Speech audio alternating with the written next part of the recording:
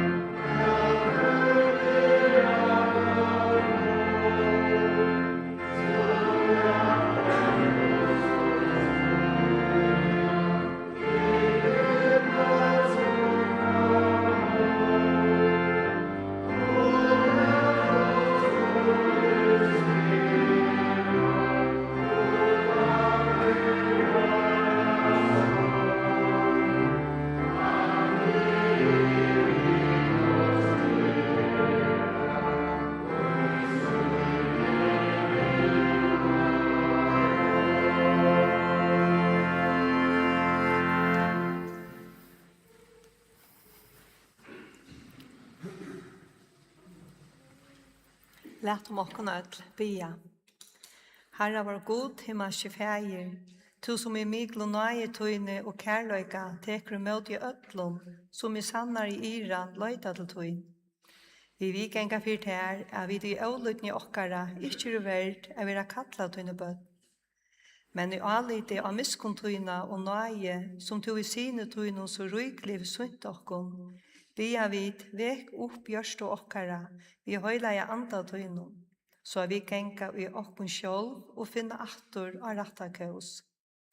Hjelp okkon halda fast vi årtøyt, så vi i sannare trygg vera varvøyt og i kyrkjelig trøyna, til okkara sørste stund, og at enda vera sel atlar æver for øynborna såntøyn, Jesus Krist var han Herre, som vi tar liver og ræver i øynlega høyleie andans, og en sannur god altor og æver atlar.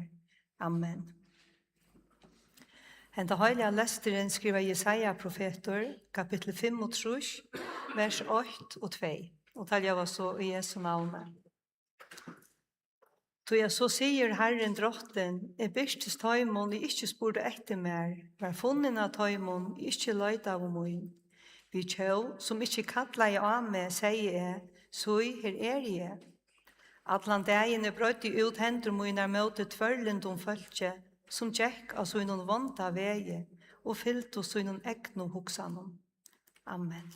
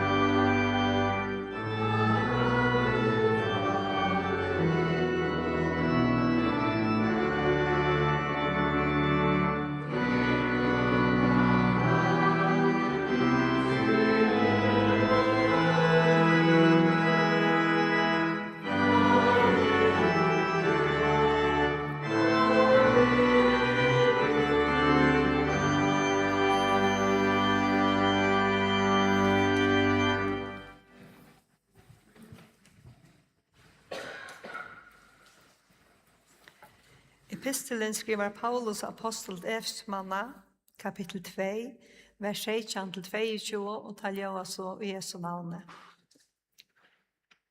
Og Jesus Kristus kom og boa i fri fyre tykkon som lekk bostur våre, og fri fyre tøymon som nær våre. Til vi hånden har vi bare parster i øynene anda, ekong til feiren. Så det tid ikke langer fremmande og utlendingar, men tid jo samborgare, vi hinnon høylaja og Guds husfolk, oppbygder av grundvød apostlene og profetene, medan Kristus Jesus sjálfur hotna støyneren, som hver bygninger veru sambunden vi, og vekser opp til et høylagt tempel i Herren, som òsne tid vera sambygder ui, til ein Guds bostad i andan. Amen.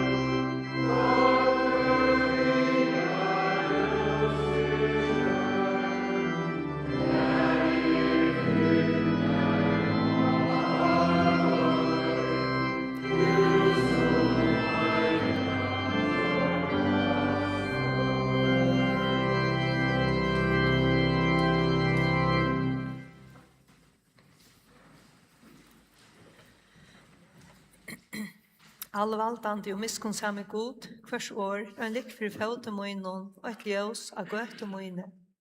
Jeg bier til Herre, lat høyre i anda til en opplysa hjärsta mot, så jeg tydelig kan skilja årtut. Takka vitt tøy og varvøyda til og i røynon hjärsta, og jeg tøy endurnutjas navnet tøynon til høyur, for Jesus Krist sån tøyn, som vi giv i okkur lyfti at vi med få høyla i andan, til tess at han kan veløye okkur, til atlans handløygan, og lysa opp gjørst okkara, hvis hun himmelska ljøse. Amen.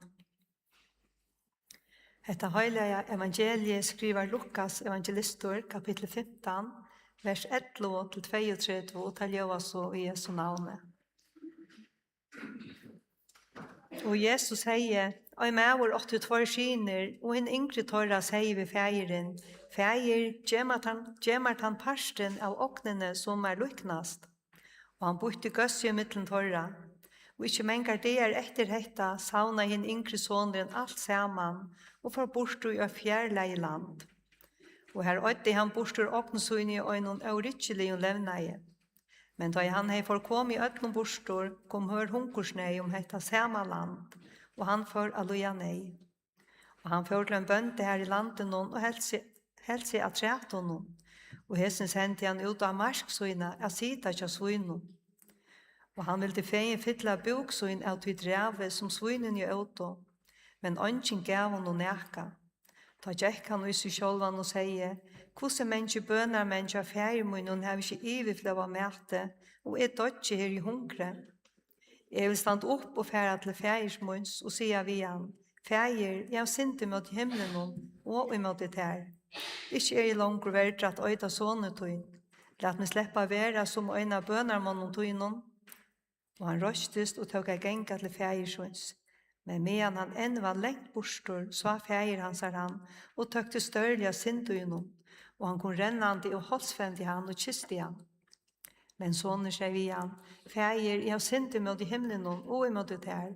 Ikke jeg langer verdt at øyda sonetøyn. Men fjer sier vi huskadla skjøynar, fjer etter til min beste klævnen og lette han ut deg, og sette ringa fingeren honom, og gjør han skekvar oppa føtterne, og fjer etter gøyngarkollen og drepi han, og lette mokken eta og være gleder. Det at hessen sonen min var deigur og livnaver aftur, han færen og finnjen aftur. Og tør tog at halda seg gaman. Men den eldre sonen hans var ute av marskene, og til han kom heim og narskaist husen hon, hørte han spil og dans. Og han råpa i øyne av huskålen og tilsvinn og spurte han hva dette heia tøya. Men han sier vi han, brøvet hun er kommet, og feiertøyen har vi drivet i gøyngarkolven. Ja, til at han finnes han høyland atter. Da var han ytlor og ville ikke fære inn. Feier han seg førte ut og be han.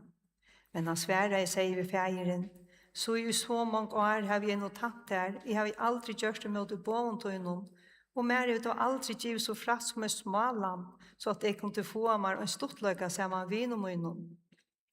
Men da i hessen sånne tøyner høyma til komen, som er 8 borstor og nøsjøyner ved skøtjon, nå dreper to gøyngarkolven til hansara. Men han sier vi igjen, sånne møyn, du er alltid tjamer, og alt møyte tøyt. Men nå åtte vi da til de åkna gaman, og jeg gleder, til at hessen brøver tøy var deigur, og livna vår atter, vær færen og finnjen atter. Høyla i fæger, vi takkar for ditt høyla i år til okkar i det. År til sannløyke, leta lys okkom veien til sannløyka og til sjalo. Amen.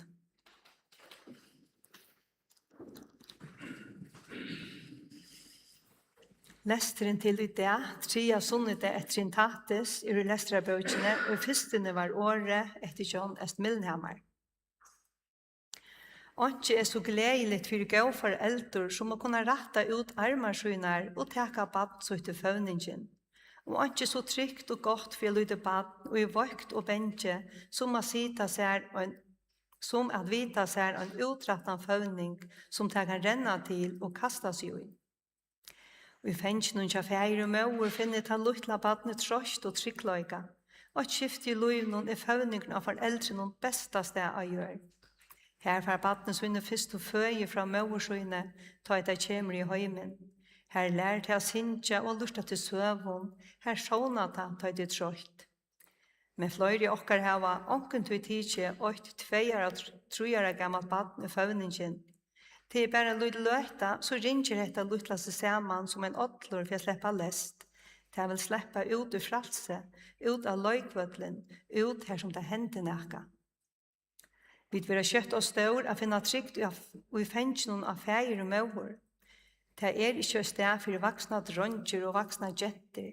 Han skal klara sig självan och så heldur svölja graten om en täpra löjkvötlen. Till skomma vera lojtel och vojkor och till skomma löjta sig trost och ukka. Ta I vid vår 14 år og gammel var det skam for nøkker av oss at fylgja sine mamma etter vennen med en jævnaldrende sjø. Så bytteslige espen våre vi ta. Så halda vid maskene så vel vi kunne, nøkker doa ta så vel.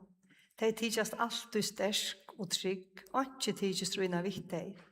Men så det ånder som ikke megna det. De tappte av løykvøtlen, begge 6 år gammel og 60 år gammel kjenner til dette. Men en dag ingen feir og maurfauner langer renna til. Hver kunne vi ta finna trost og hjelp? Finnes nekkar virkelig åpen faune for en vaksen mannabøten renna til, ta I deres bensjen og hjelparsles. Teksten I det talar om en feirfaun åpen for øtlund vøykun mannabøtnen. Kanskje kjenner seg som faun ikke særlig innbjørende til de fleste. Og en vil heldig være fruer og klare sånne trobeløkker som best sjølver. Løy som mennesker gjør seg nekva falska mindre av gode, og hun nøyts ikke granska fremmandan atrona til tess å finne hese. Nøymøtans mennesker som ikke langer tryggva enn nekkar gode til, hava nekvar imiskar godsmynder I hoanom. Finns det overhøver en sånn og rødt mynd av gode? Da vi ikke hava se han, så med vi bare løyta til heimagjørda mindre av honom, og så kan toin mynd være ønskøv og moin. Kyrkjen avbjørende svær til tydeliga spurningar til som stendur I 1. kapittel I evangelien etter Johannes. Ongen hever av nøkron sinne seg god, men en øynborne soneren som fengt feiersins hever kunngjørst ham. Hetta en trestlig påstandur, men han kan røynast av tog som vil det. Vendig du til Jesus skal du sanna hvor god og verløygan hun Vi åren søgnon, vi løyve og deia søgnon, viser Jesus okkom feieren. Og en den vekrast av frasøgnen om hetta prætiketeksten I det. Lyknelse om en borstuvesta sonen. Feieren sier ikke til yngre møte da Jesus kravte av få at han parsten av oknene som hun lyknaist, og så gjerne føran av sted. Han fikk vilja sina færa, her han ville, og øya oknene borstur som hun liste. Så fruttsette god okkon, at han hatt god orslutter.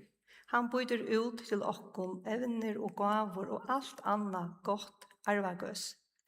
Til hetta høyre øysne gaura og løyvenon. Til ikke han inneligere vil enn alt at jeg okkon tjaser, men det lengt ifra at han bindte nakran I sin faun. Du først en vilje affærer du vilt, og gjøre som du vilt, så hasen av god feir okkara. Hinn øyne soneren, Lutlebøtje, fær utgoldna sin arv og roi med lengt høymannfra. Og I fyrstene gonger alt vel, dronkren lever I hus og dus bedre enn han hei råd til, og helst vittlere enn han hei gått av. Og så gonger det hon sjølvand av samme hått, som da gonger så mange øron, og I brottliga koma til pengar. Og en dag ikke etter, og så stender en her, vi hål I lommanen. Vinen borstur og kjøtt og penganer, og ta I tøyenar rinkar, man luttelig ikke finna seg et arbeid. Og vanligt var arbeid, ta rinka så en kunne få, til søvan søgt for jødon, og til at ansa svinon og jødalandet, og bøgnløs eta svinaføye, til bottneren, til sværa til rusk og løt, etla til og verdier. Men han hever sjálfur valgt, og ta stendur òsni okkom frukt av velja. Men fylgjene må vi sjálf teka. Og en dag så stekka løykeren, høymren svøyk, vinen sviko, kanskje var det du sjálfur svøyk, du helt ikke år, du breit reglanar, og alt tutt sindreist. Hev du finner eia av tjapnena og lyknelsen I det, du finner han og Jesus setningen. Men medan han enn var lengt bostur, så feir hans han, og tøkte størrelig synd I honom, og han kom rennande og holdsvendig han og kiste han. Og han slukker feir god, som utan uihalt hikker etter vattnesøynom, og I vent honom bætje. Og ser han til av høymve, fer han I møte til vi åpner ørmon, og således viser Jesus okkom feiren vi åresøynom. Men Jesus syner okken øysene feiren vi løyve synen. Vi sykje han øysene som badne og i fengen av Maria. Henta mynden kunne være tidsin i øyne kvørn høyme. Hun viser at Jesus er som øyne av okken. Han kom inn i hendan høym av samme hatt som vid ødlånder. Øysen til honom var fengen av Maria og Josefe byrjunar stegi. Men det var ikke lunge som måtte øysen i handfjær og fengen torra ut i løyve som unglinje, som vaksen mæver. Han var holdt som øyne av ødlån. Ikke er fremman for honom. Og likami og sal hever han følt alt det og at mennesker kan fære kjøkkenom. Og midt i ødlån hæson hever han sunt okkom hvor god er. Vi finner han atla tøyna mittel til borsterfarne og vreka og menneskene. Tå er han omgant til lodtakant i nekrare sind, men strøyes for å hjelpe tøym og borsterurene. Han kiler støvna, og til nekar vi honom som kjer at de fylkjast ham. Tja honom finna de det som de er verløygan og løyta etter. Ein som vil hava vi teia gjerra, ein som kiler og som fyrirkjever til irande mannabattnum. Og et møte ved Jesus kjer de fri og til nødj menneskje. Øysene foreldrene drien at Jesse, bøttene finner kvult og trygt i fengtjansara. Han leser ikke armene om deg, men i Jesu føvninge vil at de var sikna av hånden hansara. Og så lujer mot i endan av folderdøen Jesu, ta i øyte og øvhone brøyer seg med lærersvøynene. Ta legger hin unge Johannes inn at fengtjansara, så finner han verdt og trygt der. Jesus små brott og Jesu løyve gjev okkur en hauming av hvor god er og hvordan han er. Han møter okkur i en åpnen favne og Jesus Kristi. Men skulle vi få at det beste og tydeligste mynden av gode som Jesus syner okkur, kommer vi ikke utan om krossen. Først han i her skjøtja vet hvordan er god elsker i høymen. Først han i her skjøtja vet hvordan er god seter inn for å vinne okkur natur. Og gjennom krossfesta skjøtja vet god ratta sine armar ut så lengt til høyre og så lengt til venstre til å lette seg gjøre, til dessa røkka og fevna hvert øyneste menneske og vente seg til hans herre. Han jo se og en farre av de blåvande anledningen om de tørna kronene, han jo se hos anled i høymen, så innelig elsker jeg god høymen. Men her skjøtja vi øysene god underlige måttløse. En altvaldande neldur til krossen kan ikke tvinga nekran tilsyn. Ta struer mot i hans linte som er kærløyke. Det er ikke sagt at øll mennesker vil tvinga inn i Guds rydde til endans. Således er god ikke. Det er samfellet i kærløyka han vil hava vi okkom, og kærløyken tvingar ongan. Bare kærløyken kan føre okkom til Guds. Fra en verslig sjånarhåttene til hendan måttløs mynd, hendan måttløs mynd av de punta mannen av krossen dårskaper og vannviring. Det kan ikke være ørvesinne. Og en av de eldste framsøgningene av henne krossfesta, ja, kanskje henne eldste ser såløs ut. Og i rommen her løyvakten til romerska køysaren helt til, hever onker rist en kross av vetsjen. Og her som kross i honker av menneska ved astna høtte. Framma fyra krossen hos hast og en nøya og en herrmauer, og underskriften ljøvar, Alaksameus tilbyr godsyn. Helst hever og en startfelle vil jeg gjøre kjølter på sjurhesson Alaksameus, da han virkjente seg Jesus som herra. Og en god som måttles og letes i krossfesta, hever sett seg så lågt at han vil sammetter ved en ansna god, og han og tilbyr han, må øysene være en ansne. Så hever god sunt seg for i heimen og såle som han gjør det ved Jesus Kristi. Og i hånden hever god selv og rotta til bostor og stånd okken ute fra himmelrykje, og som forar okken å komme i hans herrafavn. Og i Gamla testamentet leser vi om ter evige armar som røkker fra Guds bosteg og holdt her nyer. Og i årene om ter evige armar hever mångt trost, mannasval funnet trost, då tar røkka så djupt nyer. Og som til sorgarbundene funnet trost og hesson ørmon. Og av gravstønnen over unga sånsøyn hever en mamma lette skrive hess i år. Under ter henne evige armar. Det som vil hun sia, tvær armar som røkka langer nyer enn her til noe kviler, sånner min, og tar skulle ein dagen litta de opp attor ur moldene. Jesus møter okken livande og veriljur som medmenneske okkara, som brøver okkara. Hinn øynborne soneren som i fengje fægersins, hever sunt okken god. Han åpenberer okken at Guds fauner åpen og fotler av øtlontøy vi trønja til. Her fyrirgjeng og fralse, her utje og trygt, her fellesskaper og glede, og her liv og sæla. Innelige fellesskapet mellom fægeren og sonen vil han lota vi okkom. Så kan en syndare som vender få sete vid li hansara og fengje fægersins. Amen.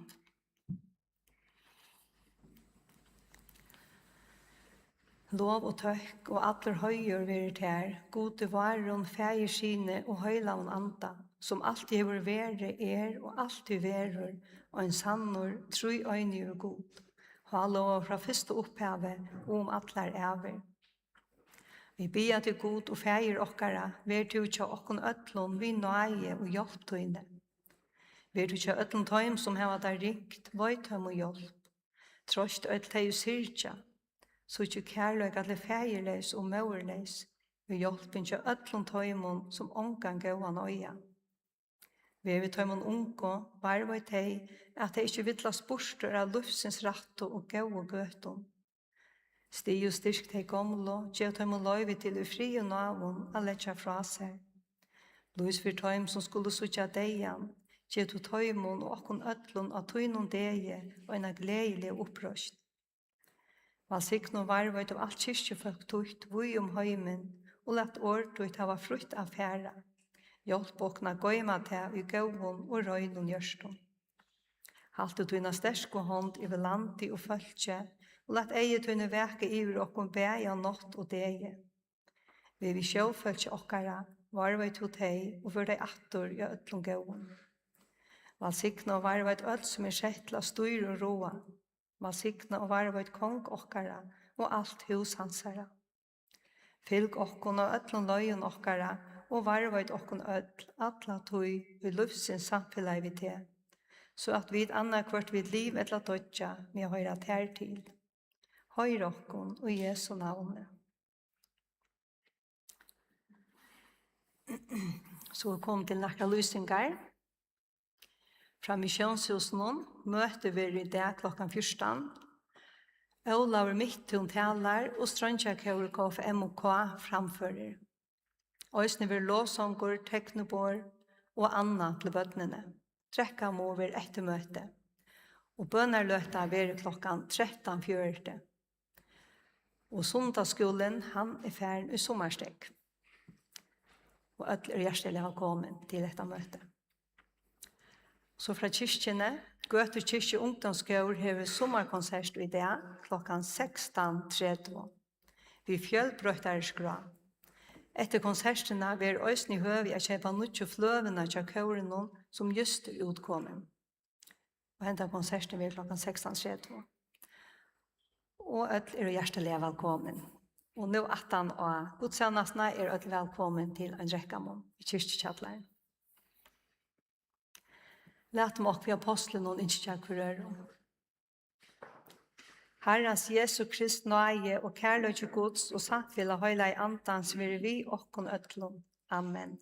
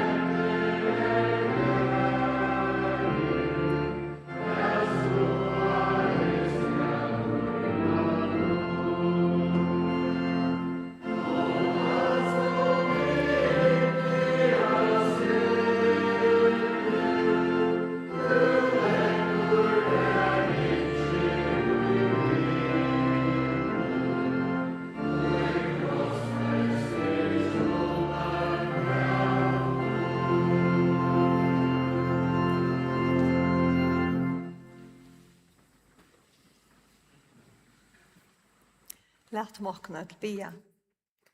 Miskun samme feir, vi genga fyrt her, at holdt okkar er vågt, og vi der og daglig syndu mot i himmelen og imot det her. Men vi bia til Herre, gjev okkur meie til å strujas mot i ötlund tui, som vil skilje okkur fra det her.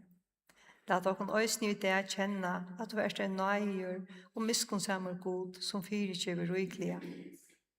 Vi letja okkur og henda deg i tuina hånd, gjev okkur sikning tuina, beid likams og svalar, og let okkur vi utni og troskapet ut innan versk okkara hervid er skjeit. Herre, gjer okkur til tryggvar hushaldarar i vi tuina nøye, så at vi, tøyt og øyna krever alt av okkur, kunne fære inn til gledina og i rujtje tuina. Amen.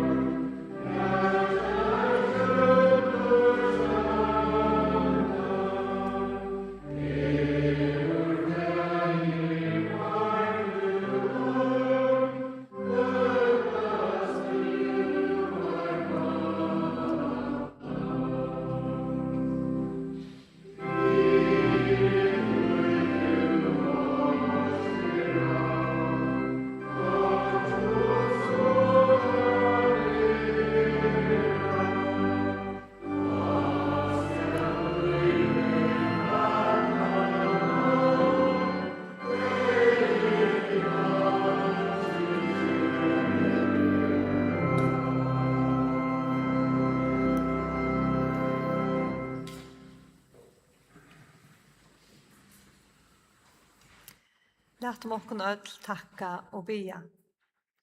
Herre, jeg takkir til her av öllum hjärsta munnum, for at du lærst meg hva du vilt at jeg skal trygg og gjera. Hjelp meg nu god munn, vi høyla i anda tøynum, for Jesu Krist skuld, at det må være vøyd og årtut, og i røynun hjärsta, at vi styrkjast ut trunne, og i høyla vun levna i vatna, og med vi ta, og i luive, og deia oka. Lat okkur saman bia. Feir var, tu som erst av himmelen. Høylagt vere navn tutt, komme rujtje tutt. Vere vilje tutt, som i himne så a gjør. Gjev okkon i det okkara daglige brei, og fyrirgjev okkon synder okkara, så som vid øysne fyrirgjeva tøymon i møte okkon synda. Og løy okkon ikkje i frøstingar, men frels okkon fra tu ytla. Tui av tutt er rujtje, valde og høyren, atlar æver. Amen.